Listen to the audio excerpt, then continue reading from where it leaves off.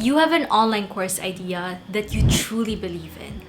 But after you post about it on social media or asking people if they're interested in it, all you seem to get are crickets. In a recent group coaching call inside my course, the Kingdom Course Creator Bootcamp, one of my students felt frustrated because it's like nobody cares about her online course idea.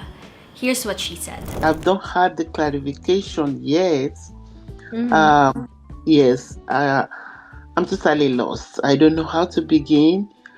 Like I mentioned to you, I'm not sure if what I really wanted to do is going to be acceptable out there. I tried with the disability studies you mentioned, but I didn't get any feedback. I posted several on Facebook. I even put it on WhatsApp groups, and like probably I need to change the kind of things I want to do. I know it's crushing when the online course that you believe in feels invisible. But here's why that doesn't necessarily mean it's over. In this video, let's talk about the truths that you need to hear if you feel like giving up on your dream to create and build an online course business. Number one, it's not you or your course, it's the people that you want to help. Some people are either one, not aware of the problem, or two, don't even want to be helped. So you as the expert yourself, you're aware that they're going through this problem because maybe you've gone through it before, maybe you've had the background, the educational background or the career background, maybe you've had the training, the schooling, or the life experience that made you knowledgeable about the very thing that those people, the people that you want to help, are complaining or talking about. Or most likely, you've also overcome that problem yourself. So when you look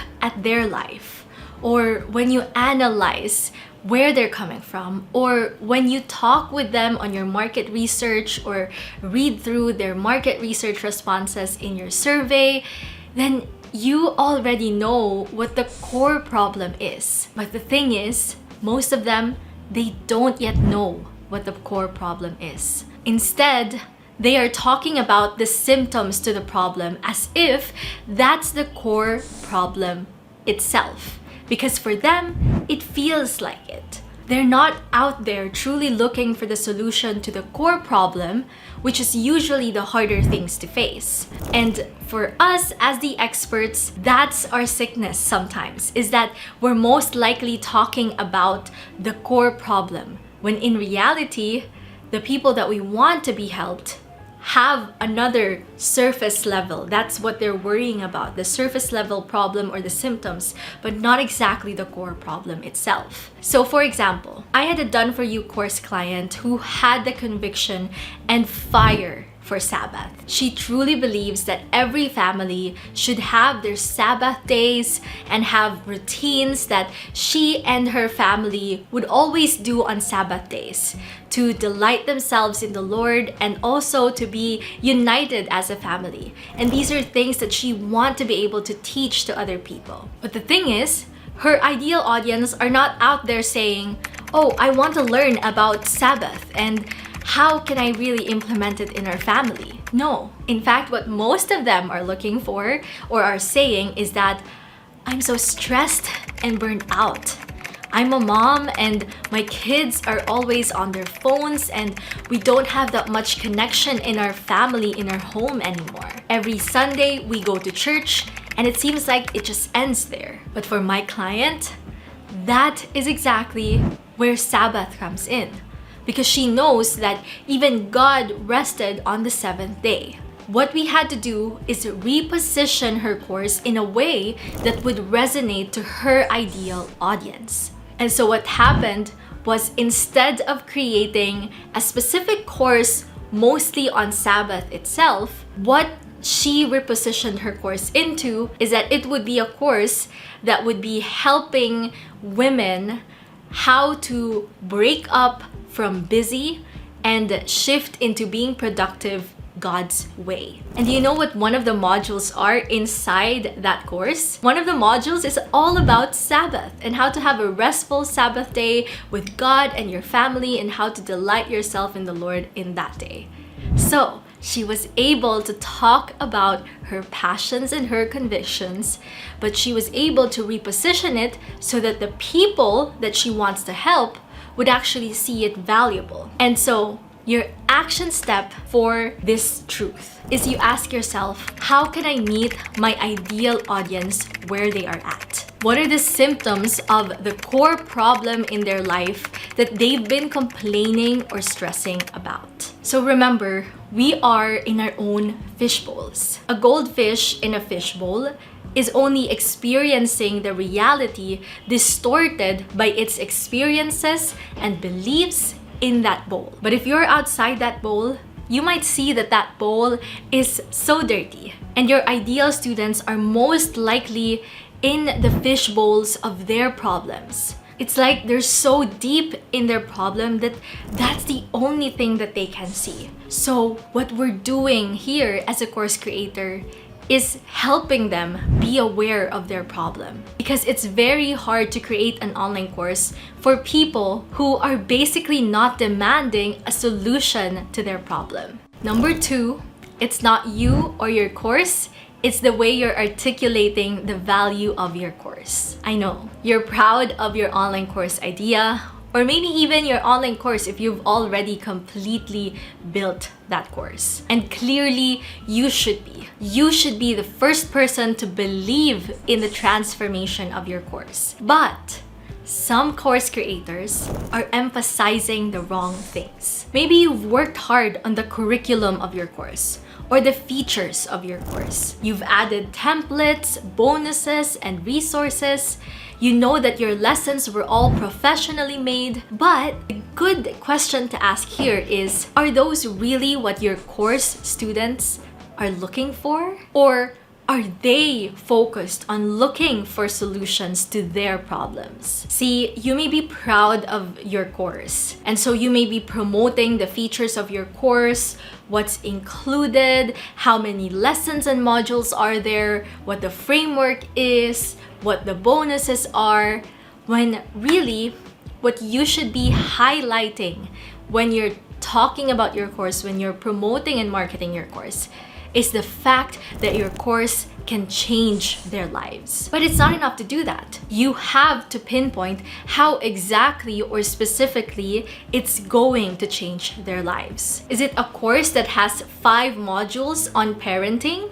Or is it a course for moms to learn parenting tools so that they can raise their children in a loving home and not pass down their childhood traumas? Is it a course that teaches about resume, salary negotiation, or LinkedIn optimization? Or is it a course teaching people how to land their dream corporate jobs so that they don't need to climb the ladder like it's a chore, but do it also naturally because they're able to stand out in their company even without trying so hard? You see the difference? Research shows that consumers are more intentional and careful about their spending habits now. They aren't passive consumers anymore.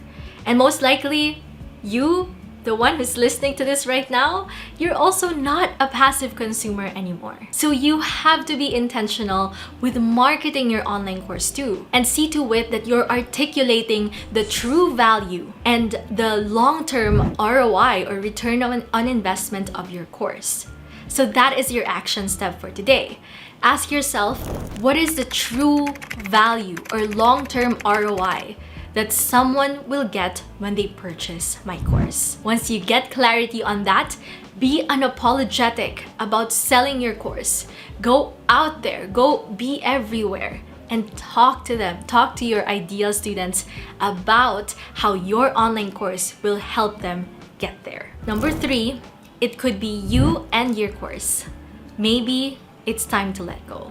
There are course ideas that have demand and those that don't. And yes, you can do something unique and make something disruptive. But realistically, if you want to do this, you will have to realize that that will entail more time, effort, and energy. The disruptive innovations that we've seen in our culture and society now, they have taken a lot of time. For example, Netflix right now, they continue to disrupt the entertainment industry, and they have killed physical video rental stores and are now allowing more and more people to cut their cable subscriptions. So that is innovation. That is disruption. But here's a fun fact for you. Netflix was founded in 1997 by Reed Hastings and Mark Randolph in Scotts Valley, California. And their initial business model was actually a subscription-based DVD rental service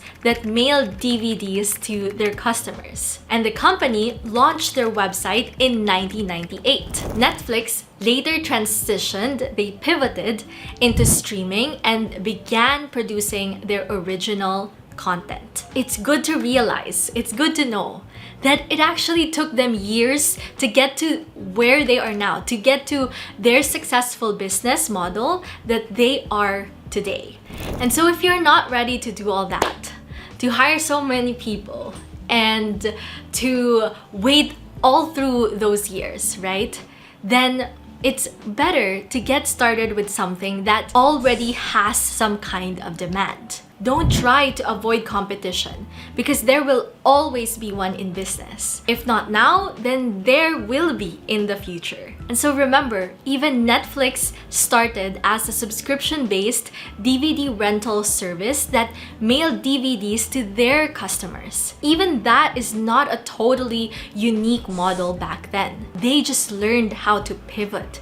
They just learned how to transition their business model. So my suggestion as your action step, do your market research and create a course that has demand. And the best way to know that is if other people are out there offering the same thing already. If they're out there offering online courses on the topic or niche that you have chosen. But maybe you're worried about not standing out. And so I want you to realize that what you'll offer differently is your approach, your story, your framework, and you. You are the secret sauce to your online course. But what happens when your online course idea really isn't getting any traction at all? Is it time to give up? Absolutely not. Yes, sometimes you have to scrap the idea altogether, but most times you will only have to tweak. You'll only have to pivot. So move forward, improve your offer, be creative with your packaging and your positioning your online course, and make sure that you are positioning your course well. Again, articulating the value, the true value of your course, and then sell it again and again and again. Because sometimes we think that if we have gotten maybe 2, 3, 5 sales only in our first launch, then we have already failed. But the truth is, there are 5 people who actually invested in your course. So that in itself shows that there is a demand for it. Instead of giving up, it's time for you to improve. It's time for you to audit your course and see what else can you offer. And I also want to say that this is why we should learn to detach ourselves from the results of our online course launches, and also learn to let go of a course idea if necessary, because your self-worth and your potential are not tied to your online course results. Remember that. So which of these 3 truths hit home for you today? Let me know in the comments below. I'd love to cheer you on, my friends. And if you find yourself procrastinating or feeling stuck in the course creation process, then I've got a video that you need to see next to learn the 5 reasons why you haven't created your course yet and how to fix it. Just tap here to watch that video next. And don't forget to like this video, subscribe, and share it with another course creator who needs to hear this. As always, keep the faith, know that the best is yet to come. I'll see you in the next video.